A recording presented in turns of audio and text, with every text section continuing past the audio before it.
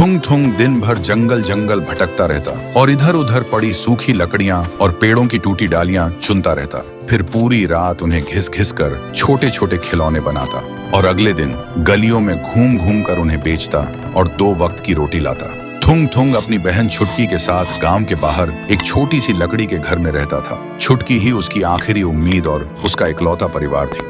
छुटकी की मुस्कुराहट देखकर थुंग थुंग अपनी सारी थकान भूल जाता, लेकिन गरीबी इतनी थी कि कई बार दोनों को सिर्फ पानी पीकर सोना पड़ता था।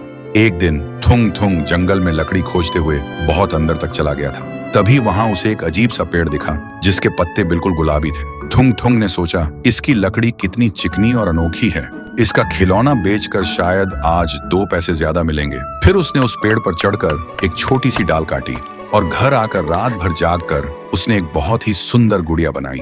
सुबह जब छुटकी सोकर उठी तो वह सुंदर गुड़िया देखकर खुशी से झूम उठी और उसने उस लकड़ी की गुड़िया को सीने से लगा लिया। छुटकी को इतना खुश देखकर थुंग थुंग के दिल को बड़ा सुकून मिला।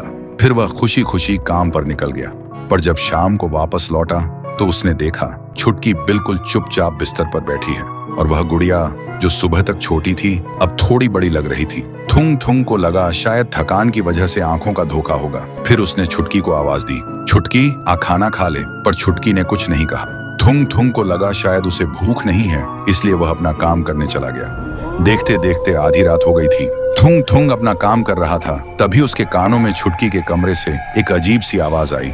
थुंग थुंग काम छोड़कर छुटकी के कमरे में गया। फिर जो उसने देखा, उसके पैरों तले जमीन खिसक गई। छुटकी जमीन पर बेजान पड़ी थी और उसकी खाल का रंग लकड़ी जैसा हो गया था और बिस्तर पर वह गुड़िया थी। उसका चेहरा अब धीरे धीरे छुटकी जैसा बन रहा था। तभी वह गुड़िया छुटकी की ही आवाज में बोली, भैया अब से मैं तुम्हारी छुटकी हूँ। सुनते ही थुंग थुंग समझ गया वह गुलाबी पत्तों वाला पेड़ शायद कोई आम पेड़ नहीं था, बल्कि एक श्रापित पेड़ था जिसकी लकड़ी जिंदा लोगों की जान चूस लेती है। फिर बिना एक पल सोचे थुंग थुंग ने रोते हुए चीखते हुए उस श्रापित गुड़िया को बाहर ले जाकर आग लगा दी। आग लगते ही गुड़िया एक भयानक और डरावनी आवाज में चीखी जैसे किसी जानवर को आग लग गई हो और फिर वह राख बन गई। जैसे ही गुड़िया जली, जमीन पर पड़ी छुटकी के अंदर सांस वापस आ गई। उसका लकड़ी जैसा बन चुका शरीर वापस इंसानों जैसा हो गया। थुंग थुंग देखते ही दौड़कर अपनी बहन को गले से लगा लिया और सुबक सुबक कर रोने लगा। उस दिन के बाद थुंग थुंग ने कसम खाई कि अब वह कभी उस डरावने जंगल की तरफ मुड़कर भी नहीं देखेगा। तो दोस्तों, हर खूबसूरत चीज जरूरी नहीं कि अच्छी हो, क्योंकि कभी कभी सुंदरता के पीछे ही सबसे बड़ा श्राप छुपा होता है।